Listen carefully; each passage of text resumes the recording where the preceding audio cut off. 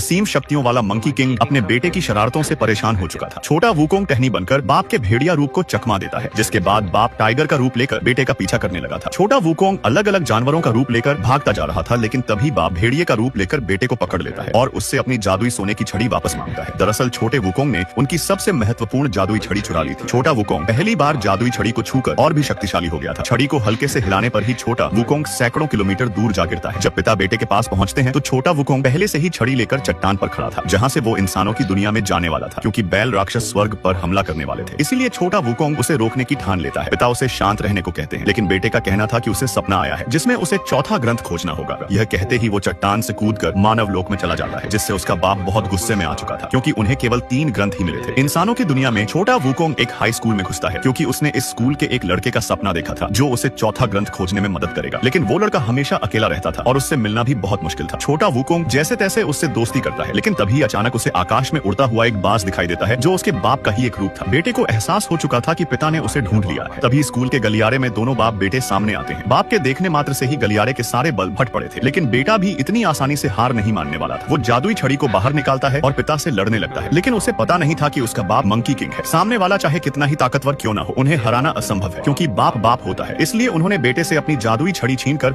उसे कोने में खड़ा कर दिया था। लेकिन तभी अचानक दया की देवी वहां पर आती है और मंकी किंग को समझाती है कि उसके बेटे को अपना रास्ता खुद चुनने का अधिकार है, उसे जाने दो। दया की देवी जादुई छड़ी वापस लेकर छोटे वुकोंग को सौंप देती है। उनका कहना था कि उसने ही छोटे वुकोंग को यह सपना दिखाया था। यह सुनकर पिता छोटे वुकोंग को जाने देते हैं, लेकिन यह बात बेल किंग के कानों तक पड़ जाती है और जब छोटा वुकोंग अकेला था तो वो अचानक से आकर उसकी जादुई छड़ी छीन लेता है, जिससे स्वर्ग की रक्षा करना अब मुश्किल हो चुका था, क्योंकि जादुई छड़ी अब दुश्मन के हाथ लग चुकी थी। फिर छोटे वुकोंग को कॉमिक के जरिए पता चला कि जादुई छड़ी को पूर्णिमा की रात जमीन में डालने से उसकी शक्ति 1000 गुना बढ़ जाएगी। इसलिए छोटे वुकोंग और उसके दोस्त को जादुई छड़ी जल्द से जल्द वापस देनी होगी। लेकिन बेल किंग के मानव रूप को ढूंढना बहुत मुश्किल था, इसलिए छोटा वुकोंग स्कूल फेस्टिवल में बेल किंग का नाटक करता है और अपने आप को मूर्ख दिखाने लगता है। यह देखकर बेल किंग गुस्से में आकर सीधा छोटे वुकोंग पर हमला कर देता है। दोनों अपने असली रूप में आ चुके थे, जिसके बाद स्टेज पर ही युद्ध शुरू हो जाता है। लेकिन जादुई छड़ी के कारण बेल किंग ताकतवर था। तभी पूर्णिमा की काली रात भी आ जाती है। बेल किंग छोटे वुकोंग को दूर फेंककर मैदान के बीचों बीच जादुई छड़ी को जमीन में घुसा देता है, जिससे छड़ी पृथ्वी की ऊर्जा सोखकर स्वर्ग का द्वार खोलने लगी थी। तभी छोटा वुकोंग बेल किंग को गिराकर छड़ी लेने की कोशिश करता है, लेकिन बेल किंग